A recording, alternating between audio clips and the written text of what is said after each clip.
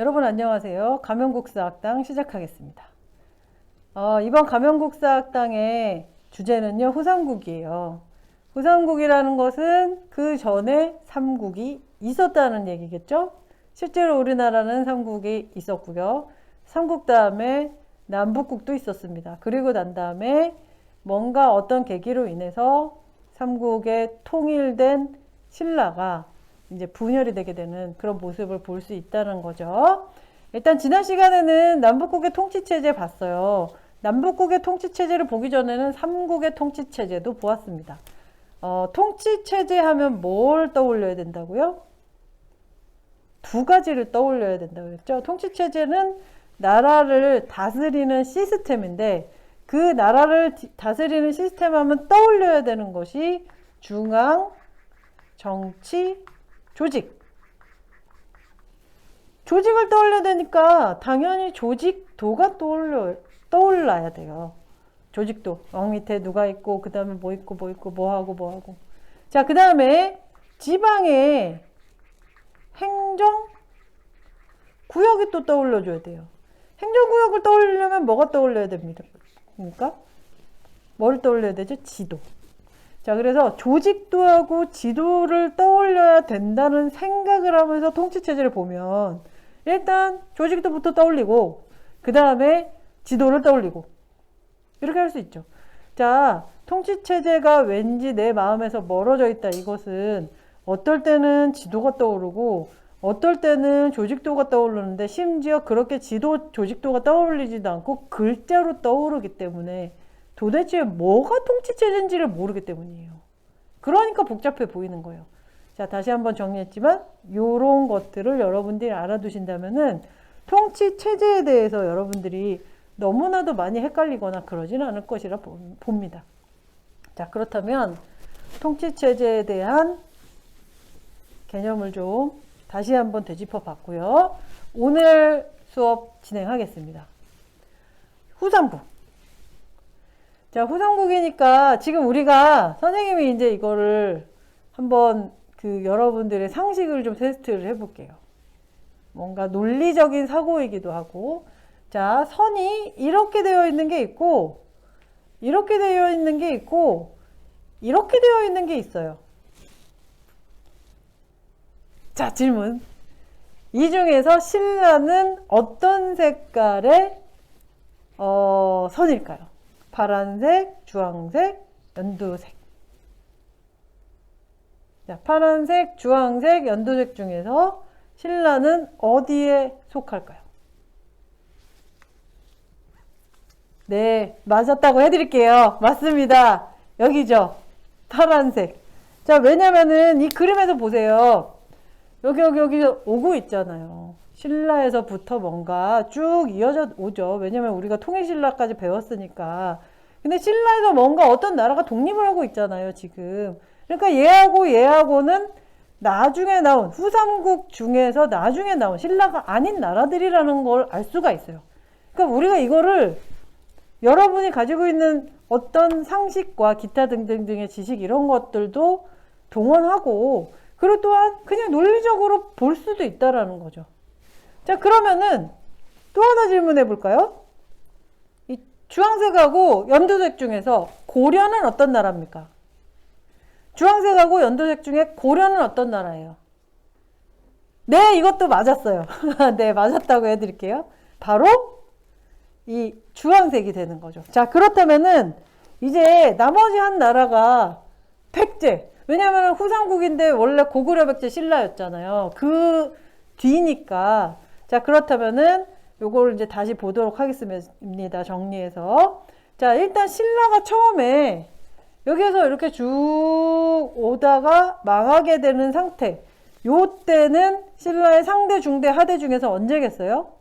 당연히 망하려고 하니까 하대겠죠. 신라의 하대. 신라 하대 상태는 어땠다고 했죠? 왕이 너무 핏줄이 여러 개인 거예요. 진골 귀족들이 막. 그래서 왕을 막 서로 논아갖고 막 이래요. 자, 이런 상태면은 자, 여기서 지도를 한번 볼게요. 자, 왕이 있는 곳이 어딥니까? 경주죠. 그러면은 진골 귀족들이 어디서 각축전을 벌이고 있겠어요? 경주죠. 한마디로 여기 있어요. 얘네들은 다. 여기서 막 날린 거예요. 근데 이 사람들이 왕권을 차지하려고 막 각축전을 벌이고 있는 동안에 원래 이게 참, 이 나라는 언제나 그래요.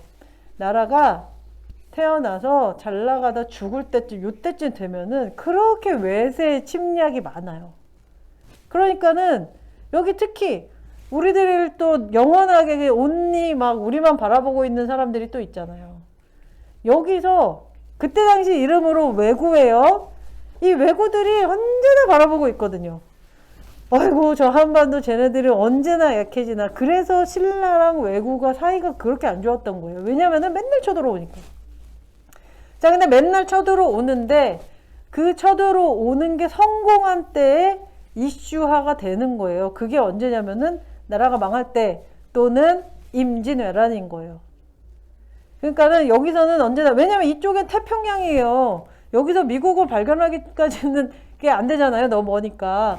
근데 여기는 바다 넘어 보이거든요. 그러니까는 일본의 입장에서, 그러니까 그때 당시 외국의 입장에서는 갈 수 있는 곳이 여기밖에 없는, 우리밖에 없는 거예요. 그러다 보니까는 맨날 여기 와서, 특히 여기 동해안 그쪽에 와서 신라 앞바다에 뭔가 이렇게 도둑질을 해가거나 해적질을 해가거나 그러는 거거든요. 그래서 신라랑 굉장히 사이가 안 좋았고, 백제랑 일본은 만날 일이 별로 없었기 때문에 이렇게 돌아서 쳐들어가지 못하거든요. 그러니까는 맨날 일본만 이렇게. 자, 그렇기 때문에 이런 일이 발생을 해요. 이렇게 쳐들어가고 있는데 수도에서는 이것만 바라보고 있는 거예요. 그러면 여기 사는 사람들이 어떤 느낌이 들까요? 왜구들이 쳐들어오고 있는데 왕이 지켜준다, 못 지켜준다? 못 지켜준다는 거죠. 그러니까 나를 지켜주는 뭔가 나라의 모습을 보이지 않는 상황에서, 근데 나를 지켜주는 사람이 있었던 거예요. 그게 누구냐면은 그 지역의 지방 세력, 그 지역의 지방 세력을 뭐라고 부른다? 호족이라고 불렀던 겁니다. 그 호족들이 지방 세력으로서, 왜냐면은 그 백성을 지키려고 사실 지킨 게 아니에요. 왜냐면 그 지방의 그 호족이라는 사람들이 자기 세력이 있으니까 그걸 어떻게 해야 되죠?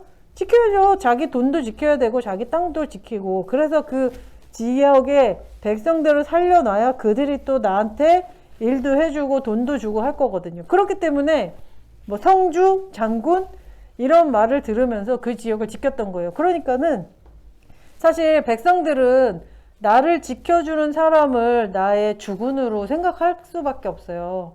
그렇다 보니까는 지금 그때 당시에는 이제 신라 말에 나의 주군은 여기 있는 그 얼굴도 보지 못한 왕이 아니라, 그리고 맨날 바뀌잖아요. 또 불안한 왕이 아니라 내 지역을 지켜주는 지방 세력인 호족, 성주 장군들을 믿고 따랐다는 거죠. 자, 그렇다 보니까 그 신라의 하대에는 일단은 이 호족, 그리고 이 나라를 사실은 원래는 왕이 너무 예뻐해가지고 완전히 이렇게 사랑했었는데, 왕의 권력이 떨어지면서 귀족들이 완전히 또 찍어 누른 사람들이 있죠. 그들이 바로 누구다? 육두품. 이 둘이 이제 신라 하대에 뭔가, 나라가 이제 좀, 이 나라 좀 바꿔야 될 것 같은데, 육두품은 육두품대로 정치적으로 뭔가 권력에서 밀렸기 때문에, 호족은 호족대로 자기의 역할이 너무 커졌잖아요. 그렇기 때문에 그것을 뭔가 좀 이렇게 새로운 시대를 만들고 싶다라는 열망으로 이렇게 키워지게 됐어요. 그래서 특히나 이 호족 세력 같은 경우에는 이 지방에 있다 보니까 그 종교, 그 불교에서도 선종 세력하고 또 합쳐지기도 하고, 이러면서 신라가 새로운 어떤 기운을 원하는 시기가 됩니다. 자, 그래서 이 상태에서 쭉 오다가 이 호족들 중에 한 명인, 두 명인 사람이 나라를 세우게 돼요. 첫 번째, 후고구려 마진태봉, 이 궁예라는 사람이죠. 궁예. 그리고 궁예보다 1년 앞서서 이 후백제를 세운 사람이 있어요. 견훤이라는 사람입니다. 자, 그래서 궁예와 견훤 이 두 사람이 후고구려와 후백제를 세워요. 그리고 궁예는 후고구려에서 마진에서 태봉으로 이런 식으로 국호를 바꿔가면서 이 후고구려를 유지를 해갑니다. 자, 위치는 당연히 우리가 이제 예상할 수 있을 것 같아요. 여기가 있으면, 자, 보면 이쪽에서 후고구려가 있었을 거고, 여기가 후백제가 있었을 거고, 여기가 신라가 있었다. 이렇게 우리가 대충은 짐작을 할 수 있겠죠. 자, 이런 상태에서 궁예가 근데 좀 너무 폭정을 했다. 이런 이제 생각들을 많이 하죠, 사람들이. 그래서 궁예에서 사람이 바뀌어요. 지배권자가. 바로 왕건으로 바뀌게 됩니다. 그게 바로 918년이에요. 그러니까는, 그렇게 하면서 왕건이 나라 이름도 바꿔버려요. 고려라는 것으로. 그래서 우리가 이렇게 생각할 수 있는데, 왠지 신라가 이제 끝나고 바로 고려가 이렇게 세워졌다. 이렇게 생각할 수 있지만은, 사실은 약간 겹쳐 있다. 이 통일신라의 멸망, 신라의 멸망과 고려의 건국은 겹쳐 있습니다. 그래서 고려로 신라가 편입되는 그런 모습으로 보면 될 것 같아요. 그러니까는 얘를 없애고 건국한 게 아니고 고려가 건국이 되고 난 다음에 신라가 그쪽으로 편입이 된 거다. 자, 그래서 여기서 이렇게 이어지고 있는 모습을 볼 수가 있어요. 자, 일단은 견훤하고 궁예는 둘 다 스스로를 미륵으로 자칭을 해요. 이것도 우리나라뿐만 아니고 사실 동양사에서 굉장히 많이 나타나요. 우리나라나 중국사나 나라가 어지럽잖아요. 그러면 어지러운 틈을 타가지고 내가 미륵이다 이런 얘기들을 많이 해요. 그러면은 그 미륵불에 대해서 사람들이 안 그래도 백성들이 지금 힘들잖아요. 힘든 상태니까는 미륵불이라 그러면은 따르고 싶거든요. 그래서 그 따르고 싶은 마음을 약간 활용하여 이렇게 나라를 세우게 된 상황이라고 볼 수 있겠습니다. 자, 그래서 후고구려에서 궁예는 아까 말씀드렸지만은 본인이 폭정을 하다가 내부에서 내분으로 아예 정권이 이제 이동을 하게 되는 상태고요. 견훤은 쭉 가는데 이 견훤이라는 사람이 너무 신라를 싫어했어요. 신라하고 너무 이렇게 사이가 안 좋았어요. 그러다 보니까 견훤이 계속 신라를 쳐들어가려고 그러고 그리고 궁예도 마찬가지였지만 왕건 같은 경우에는 약간 신라 왕실을 존중해주는 모습을 보였거든요. 자, 그렇기 때문에 신라가 이제 다 죽어가고 있는 상황에서 경순왕이 고민을 하게 돼요. 어차피 항복을 해야 되는데 견훤한테 항복을 하면은, 그리고 사실은 고려가 훨씬 세기도 했지만은 견훤한테 계속 당하다가 내가 견훤한테 얻어맞아가지고 죽으면 진짜 죽을 것 같다. 근데 이 왕건 얘는 나를 좀 존중해주는 마음도 있는 것 같고 차라리 그냥 왕건한테 투항해버리자.